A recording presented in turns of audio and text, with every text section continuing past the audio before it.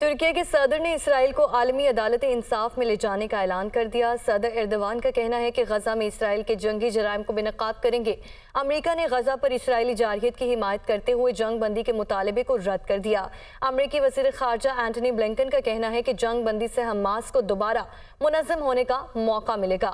Washington میں ہزاروں افراد نے فلسطینیوں کے حق میں احتجاجی مظاہرہ کیا۔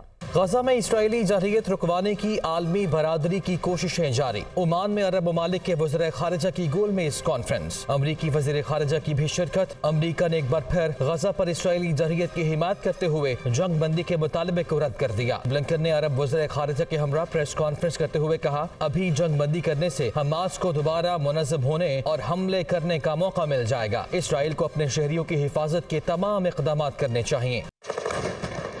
اردن کے وزیر خارجہ ایمن صفدی نے کہا کہ اسپتالوں، ایمبولینسوں، سکولوں اور پناہ گزین کیمپوں پر حملوں کو اسرائیل کا حق دفاع نہیں سمجھتے۔ مصری وزیر خارجہ نے غزہ میں غیر مشروط اور فوری جنگ بندی کو ناگزیر قرار دیا۔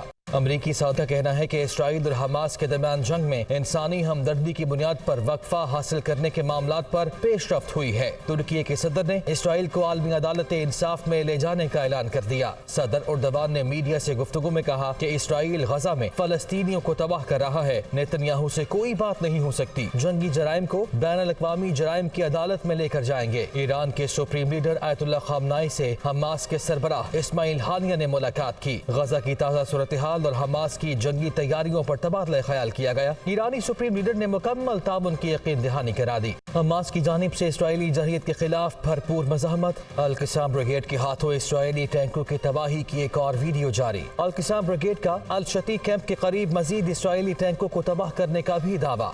فلسطینی بچوں کا غزہ نہ چھوڑنے کا اعلان۔ پرعزم فلسطینی بچوں کا کہنا ہے کہ یہ ہماری سرزمین ہے، اسے چھوڑ کر کہیں نہیں جائیں گے۔ غزہ پر اسرائیلی بمباری کے خلاف دنیا بھر میں احتجاجی مظاہروں کا سلسلہ بھی جاری ہے۔ برازیل کے ساحل پر کفن میں لپٹی علامت میتیں رکھ کر غزہ کے شہید بچوں کو خراج عقیدت پیش کیا گیا۔ امریکی دارالحکومت واشنگٹن میں فلسطینیوں کے حق میں نیشنل مارچ، ہزاروں افراد کی فلسطینیوں کے حق میں نعرے بازی۔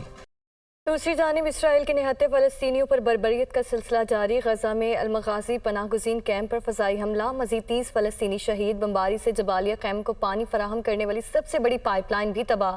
غزہ میں شہداء کی تعداد 9,500 ہو گئی، ہزاروں بچے اور خواتین بھی شامل۔ صہیونی فورسز کے حملوں میں 32,000 سے زائد فلسطینی شامل ہیں۔ آپ کو بتا رہے ہیں کہ اسرائیل کے نہتے فلسطینیوں پر بربریت کا سلسلہ جاری ہے۔ غزہ میں المغازی پناہ گزین کیمپ پر فضائی حملہ، مزید 30 فلسطینی شہید ہو گئے۔ بمباری سے جبالیہ کیمپ کو پانی فراہم کرنے والی سب سے بڑی پائپ لائن بھی تباہ کر دی گئی۔ غزہ میں شہداء کی تعداد 9,500 ہو گئی۔ القسام بریگیڈ کے اسرائیل پر جوابی حملے، ٹینکس کو تباہ کرنے کی ویڈیو جاری۔ جنگجوؤں نے الشتی کیمپ کے قریب صہیونی فورسز کے ٹینکس کو ملیہ میٹ کر دیا۔ اسرائیل کا حماس کے القسام بریگیڈز کو شدید نقصان پہنچانے کا دعویٰ۔ حماس کے مواصلاتی مرکز، بنکرز اور سرنگوں کے نیٹ ورکس کو بھی تباہ کر دیا۔ اسرائیلی فورس حماس کے چیف کو تلاش کر کے ختم کرے گی۔ اسرائیلی وزیر دفاع کا یہ دعویٰ ہے۔ القسام بریگیڈ کے اسرائیل پر جوابی حملے، ٹینکس کو تباہ کرنے کی ویڈیو جاری کر دی گئی ہے۔ اسرائیل کا حماس کے القسام بریگیڈز کو شدید نقصان پہنچانے کا دعویٰ۔ حماس کے مواصلاتی مرکز، بنکرز اور سرنگوں کے نیٹ ورکس کو بھی تباہ کر دیا۔ اسرائیلی فورس حماس کے چیف کو تلاش کر کے ختم کر دے گی۔ اسرائیلی وزیر دفاع کا یہ دعویٰ سامنے آیا ہے۔